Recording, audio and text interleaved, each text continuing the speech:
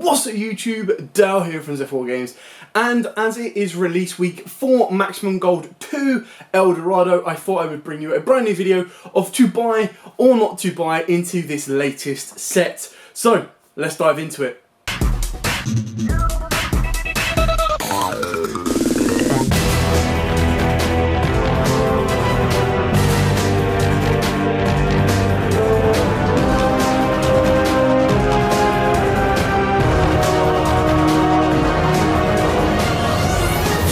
Maximum Gold 2 is the brand new set from Konami being released officially on Thursday, which is going to be the 18th of November.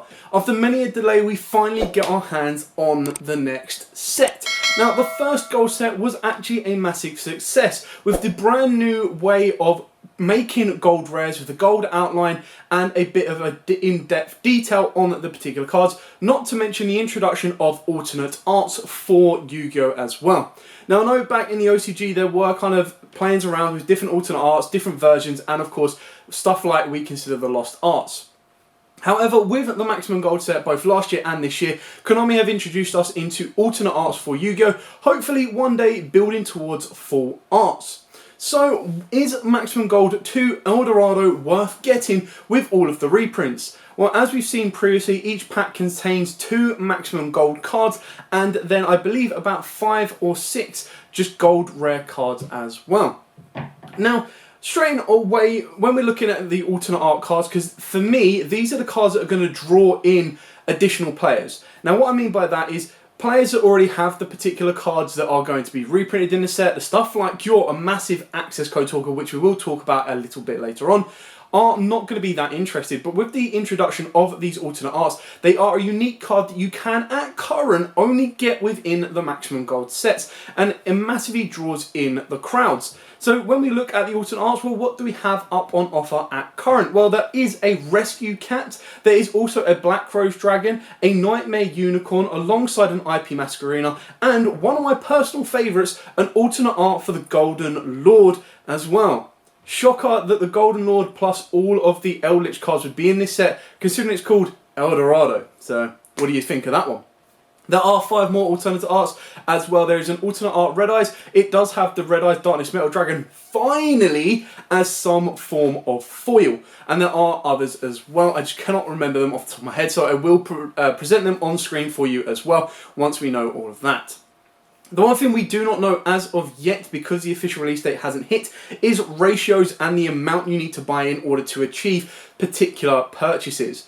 Now, when you do look at the reprints are really good. So you do have that access code talker that a lot of people have been hunting, and rightfully so, it needed a reprint considering that the original secret print was hitting up to 80 if not more pounds, and the gold rare, if you had checked out Tier 0 games a few days ago, was going for about £30. The other awesome reprint that we received in this set is, of course, Verte Anaconda. Now, Verte Anaconda, unlike Access Code, is probably close to the chopping block in January for the ban list, but it's still worth picking up. So then when it comes down to picking up singles or picking up reprints, what are you kind of looking for? Well, ultimately, each top box for the Maximum Gold retails at around £28, something close to about $30 odd. In each of those, I believe you get 4 or 6 packs. I will confirm this up on the screen with you as we go. But ultimately, what does that mean? Well, considering the set is quite large, you're probably going to be looking to maybe get 1, if not 2 alternate arts per box. And then you're going to be ultimately looking to get that access code or that Verte Anaconda. That card that is crashing in value, or that card that you're hunting for, what are your chances of getting it from one £28 box? Well, sadly, you're going to be looking at a very low chance of getting that. However, when you do look at purchasing cases, keep in mind that there are different variations for these particular products. So, what do you define each product as? Well, I consider this to be a top box. This is where you just get the single 4 packs, 5 packs, 6 packs in one go. You then look at what is considered as a box, and the box is 6 of the mini top boxes, retailing at around about, if you're buying them from your locals, £22 or £129. Look at the Pit Gaming for that one as well. Then what is a case? Well, a case is 4 of those big bad boys, and that ultimately leads you to 24 of those little tuck boxes. Now, why is that so good? Well, in a case, you would like to consider you could get 1 of each of the alternate arts, and you could at least get 1 Verte Anaconda and 1 Axis Code. Considering by buying 1 of those, you would be looking at spending about £400. Is it then worth it to get that? Now, the idea is that within 1 top box, you might be able to get a Verte Anaconda plus an Axis Code, because then straight away you spent £130 and you've managed to get your money back, considering Axis Code and Verte were sitting at about £40 and £80 plus. So that's where the value comes into it. Plus, like I said, the uniqueness of the alternate art cards. Like, look at last year. You look at alternate art Appaloosa. What an amazing card that was. I love the artwork on that. Yes, some people don't actually like the gold rare printing. Me, I'm quite a big fan of it and really like it. The only thing that I can't comment on yet, because I haven't seen them in person, is if the monster card is outlined. Now, I actually brought this up as an issue with the original Maximum Gold. When you looked at stuff like Super Poly, and then I think there was one of the rank up forces, yes, it was nice to get a reprint, but the fact that it was just a gold raised bumper or a border and not actually gold outline like the rest of the cards, it kind of took away from the special feeling and the special kind of element that the gold rares had. Now, I haven't been able to see in enough detail on the videos that I've seen, and I haven't been able to physically see them as of yet, whether this is going to be outlined, and I really hope they are, or if they're just going to be flush and the only raised elements will be the border. We will soon see, fingers crossed that they are raised. If so, for me personally, it makes me want it even more. So what else is there that's reprinted that's worth getting your hopes up for? Well, they have, of course, reprinted the Scrap Chimera and the Scrap Yard. Now, these are 2 cards that were desperately hunted for once we got Scrap Raptor that came out in Chaos Impact, I believe, or at least a good couple of sets ago. And ultimately, what that then did was it meant that Dino decks, Orcus decks, anything that could use and abuse the Scrap Engine went up through the roof, and a super rare Chimera, because it had only had 1 print, same with the Scrapyard, was sitting at about £40 odd, which was absolutely bonkers. So yes, when you look at the gold rare cards, there are some very nice reprints in there. This is what the sets like the Maximum Gold really do, and quite like what Brothers of Legend can do next month as well, is that they can bring back some of the cards that have only had 1 or 2 prints that are now relevant in today's game, so you don't have to go out your way to spend £40 or so.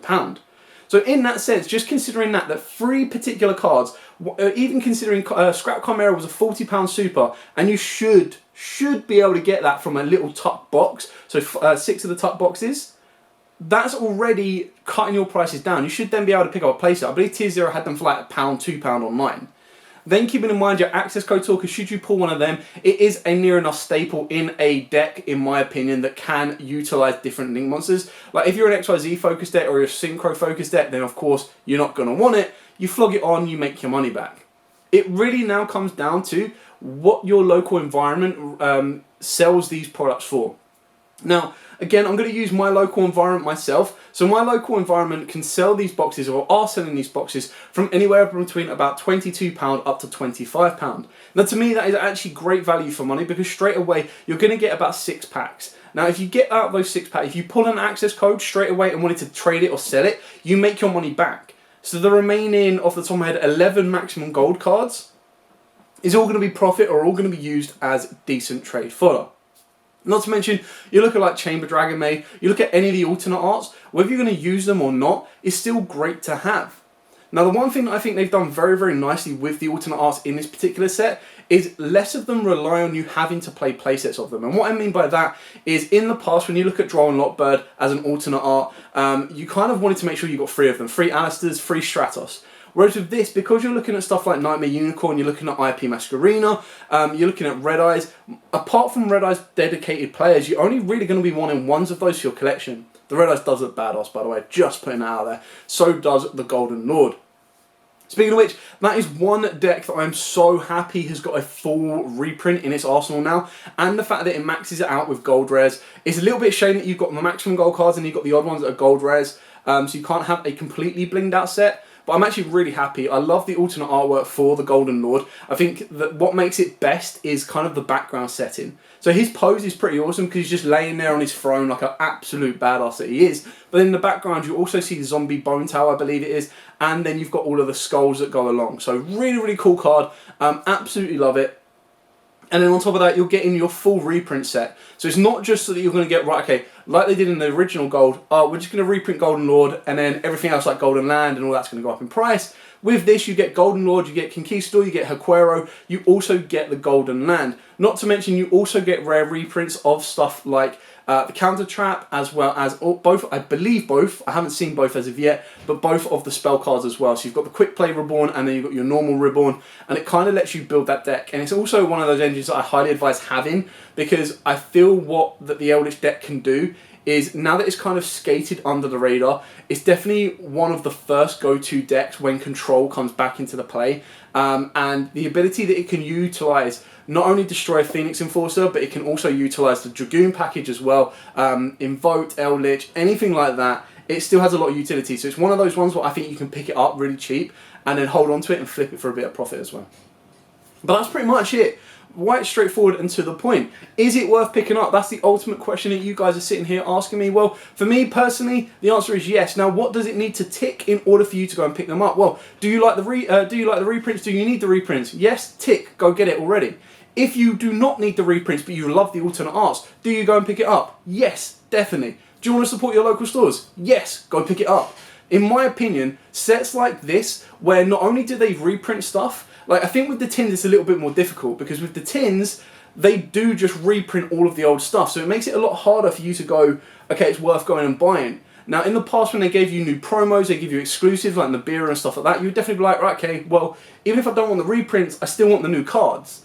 Now that we've kind of moved away from that and the promos that we are receiving within the tin aren't so great, it's a little bit harder to justify picking up a reprint set like like the Mega Tins, because it only offers so much. Whereas with the Maximum Gold, not only does it cater for all of those that need the reprints, not only does it give you older reprints, not just the past 8 or so sets, but it also then unlocks the door to collectors, because it then gives you the options for alternate arts. Now, what I mean by that is simply, if in a Mega Tin you were to offer a full art, for example, it would then take it up a notch and up a level. Where the Mega Tins was a great set for this year, I still think that the gold might actually tip it until we see what else is coming in Brothers of Legend. Brothers of Legend will be due out at the start of December, so make sure you do not spend all of your money on Maximum Gold, and you save a little bit for that, because we already know that it has a Forbidden Droplets reprint, Karibo support, and hopefully, fingers crossed, we'll get Soul Burner in there as well. But as absolutely always, guys, thank you so much for watching. Don't forget to like, comment, subscribe, share. Till next time, as absolutely always, stay safe and keep in mind we will get a Maximum Gold opening, and as it is nearly the month of Christmas, we will be doing a giveaway for all of you lovely fans at home as well. So stay safe, and I'll catch you on the next one, guys. Bye.